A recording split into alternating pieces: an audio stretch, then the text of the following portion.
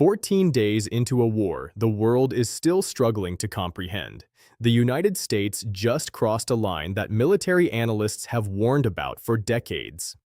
Surprised late Friday night, President Trump announced on Truth Social that U.S. Central Command had just executed what he called one of the most powerful bombing raids in the history of the Middle East, targeting Kharg Island, Iran's single most critical economic asset, and the terminal through which 90% of the country's oil exports flow.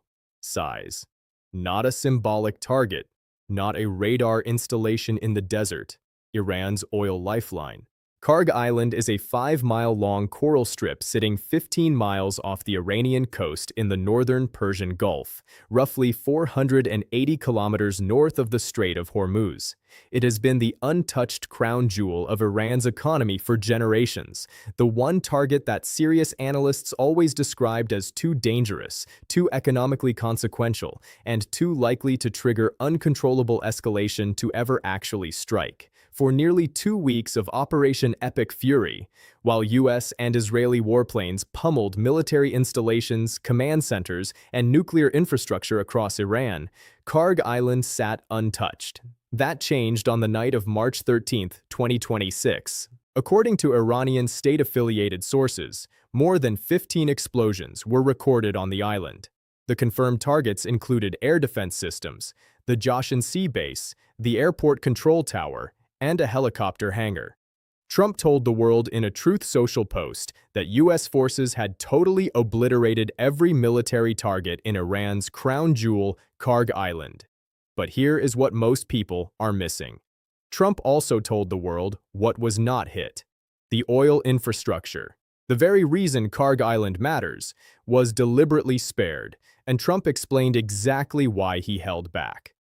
Should Iran or anyone else do anything to interfere with the free and safe passage of ships through the Strait of Hormuz, he wrote, I will immediately reconsider this decision. Let me put that in plain language. The United States just bombed Kharg Island's military assets, stripped away its defenses, and left the oil terminals standing, not out of restraint, because the oil infrastructure is now the hostage. To understand why this matters, you need to understand what Kharg Island actually is. 90% of Iran's crude oil exports depart from Kharg Island. The terminal has a loading capacity of roughly 7 million barrels per day. If that infrastructure goes dark, not the military installations, but the actual oil terminals, Iran's primary revenue source disappears overnight. The regime cannot fund its military, its proxies, or its own survival without that revenue. One retired U.S. Army brigadier general told CNN on Friday night that the U.S. is now holding the island hostage and said the strikes have raised the stakes considerably. That is what a former Army general is willing to say publicly. Consider what is being said privately. This is why the Iranian parliament speaker, Mohammad Bakr Kalibaf, warned just 24 hours before the strikes that any attack on Iran's islands would cause the country to abandon all restraint. And it is why Iranian state media, speaking for the IRGC, issued a counter-threat with almost surgical precision. If the oil infrastructure on Kharg Island is hit, all oil and gas infrastructure in the region in which the U.S. and its allies have interests will be set on fire and destroyed. Read that again. Not some, not selective targets, all of it. The mechanism that makes this more than bluster is the Strait of Hormuz, a narrow choke point between Iran and Oman, just 21 miles wide at its narrowest point. The strait carries approximately 20% of the world's total traded oil every single day. Iran has already effectively closed it. The country's new supreme leader, Mojtaba Khamenei, who took power after his father was killed on the opening day of the war on February 28th, issued his first public address declaring that the lever of blocking the Strait of Hormuz must definitely be used. The IRGC followed with its own declaration, "Not a liter of oil shall pass." That is not a threat. That is the current operational reality. More than 1,000 commercial cargo ships have been unable to transit the strait. Iran attacked at least 6 vessels in just a 48-hour window, including a Thai-flagged ship with 3 crew members still missing. U.S. intelligence sources have accused Iran of deploying approximately a dozen mines in the waterway. The Pentagon said Friday it cannot confirm the mines are present, which is a very different statement than saying they are not there. Pentagon's response to all of this has been, in its own way, more revealing than anything Trump posted on social media. Defense Secretary Pete Hegseth stood at a podium on Friday and told reporters that the effective closure of the Strait of Hormuz is something the U.S. has been dealing with, and that the public don't need to worry about it. He called Iran's actions sheer desperation. He confirmed that U.S. and Israeli forces have now struck more than 15,000 targets inside Iran since the war began on February 28th, a pace exceeding 1,000 strikes per day. He also confirmed the U.S. death toll has reached at least 13 service members. That number includes all 6 crew members of a KC-135 refueling tanker that went down in western Iraq during combat operations on March 12th. CENTCOM confirmed the crash was not caused by enemy fire. What caused it remains under investigation. And then there is the deployment that tells you more about what the Pentagon is actually planning than any press briefing will. The United States has ordered approximately 2,500 Marines and the amphibious assault ship USS Tripoli, formerly designated LHA-7, to the Middle East. The 31st Marine Expeditionary Unit, based in Japan and last spotted by commercial satellites operating near Taiwan, has been ordered to redeploy at speed. The USS Tripoli is more than a week's transit away from the waters off Iran. The group includes additional ships, the USS San Diego and USS New Orleans, and carries approximately 20 F-35B Lightning II fighter jets. Sources said the U.S. military is also planning operations to take out land-based Iranian anti-ship missiles in the Strait area before beginning any naval escort missions. Let me be precise about what a Marine Expeditionary Unit is and what it is not. It is not a defensive formation. Marine Expeditionary Units are designed for amphibious landings. They exist to put boots on the ground from the sea, at speed, against a contested coastline. They are also capable of embassy security and civilian evacuation. The Pentagon was careful to say that this deployment does not indicate a ground operation is imminent.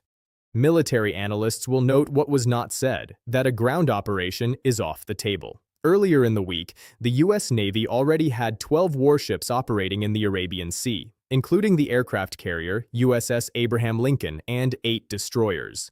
When the USS Tripoli arrives, it becomes the second largest warship in the region.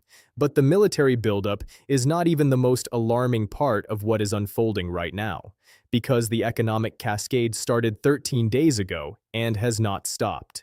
Brent crude was trading under $70 per barrel when Operation Epic Fury began on February 28th. On Friday, March 14th, Brent futures were at $103 per barrel, a 40% surge in under 2 weeks. For 2 consecutive days, the international oil benchmark has traded above $100. Treasury Secretary Scott Bessent confirmed Thursday that Strait of Hormuz disruptions have already cost the United States $11 billion, not global markets as a whole, the United States specifically, in under 14 days. Now extend that math forward. If Trump makes good on his explicit threat and destroys Kharg Island's oil infrastructure, and if Iran responds as it has explicitly promised by destroying Gulf energy facilities, Brent crude does not pause at $103. Every industrial economy on the planet is directly exposed to what happens in a 21-mile-wide strait. India, which has long-standing ties to Iran, is already experiencing a critical cooking gas shortage and is scrambling to secure passage for LPG carriers. The war has killed more than 2,000 people in 14 days, including reports of over 170 students killed in a strike on an elementary school that the Pentagon says it is investigating. Nearly 800 people have been killed in Lebanon, and more than 850,000 displaced as Israel simultaneously conducts waves of strikes against Hezbollah. Qatar reported blasts in its capital in the early hours of March 14th, with its interior ministry evacuating key areas. a U.S. Navy destroyer, the USS Oscar Austin, shot down an Iranian ballistic missile over Turkish territory on Friday. The third such intercept over a NATO member state in 2 weeks. The alliance is watching, and it is getting increasingly uncomfortable with what it sees. Germany's Chancellor Friedrich Merz called publicly for a convincing plan to end the war. France is developing plans to form an independent maritime coalition to secure the strait once conditions allow. 6 members of the G7 openly criticized a Trump waiver on Russian oil sanctions. Merz said, "The American government has apparently decided otherwise." Ukrainian President Zelensky said the waiver could hand Moscow $10 billion. The U.S. has offered a $10 million reward for information on Mojtaba Khamenei's location. The new supreme leader is reported to be wounded and in hiding. Let me give you the honest answer about what comes next. There are 2 paths from here, and neither one ends cleanly. In the first scenario, Iran reads the Kharg Island strike as the signal it is meant to be. The IRGC pulls back from the strait, allows U.S. Navy escorts to begin moving tankers, and the oil price surge begins to reverse. The war continues against military targets while the oil infrastructure survives. This is the scenario the White House is openly attempting to engineer. Trump told Fox News the war would end when I feel it in my bones. In the second scenario, Iran's leadership concludes, with internal logic that is not irrational, that backing down in the strait after being struck on Kharg Island signals regime weakness that cannot survive. The IRGC strikes the oil terminals. Iran makes good on its promise to destroy regional energy infrastructure. Brent crude does not stop at 103. It does not stop at 150, and every analyst who genuinely understands what 20% of global oil supply means to industrial civilization understands exactly where that scenario goes. The scenario military planners fear most is not losing the war. It is winning the war in a way that destroys the global economy in the process. Here is what is confirmed right now. Day 14 of Operation Epic Fury. More than 15,000 targets inside Iran struck since February 28th. Kharg Island, the terminal processing 90% of Iran's crude exports, has been bombed. Its oil terminals are standing, with an explicit American threat attached to their survival. The Strait of Hormuz is effectively closed. More than 1,000 commercial ships are stranded. Brent crude is at $103 per barrel, up 40% in 13 days. 2,500 U.S. Marines and the USS Tripoli are en route. Currently more than a week away. 13 American service members are dead. Iran's supreme leader has ordered the strait to stay closed. The IRGC has declared not a liter of oil shall pass. Iran has warned that targeting Kharg's oil infrastructure means setting every allied energy facility in the region on fire. The U.S. is deploying additional naval forces to destroy Iranian anti-ship missiles before escort operations can even begin. Treasury has already counted $11 billion in damage to the U.S. economy alone. The hostage is the oil. The hostage taker is now also the hostage, and the only person who says he knows when this ends is the one who started it, and he says he'll know it in his bones. The clock on Kharg Island's oil infrastructure is running, and nobody has announced what happens when it runs out.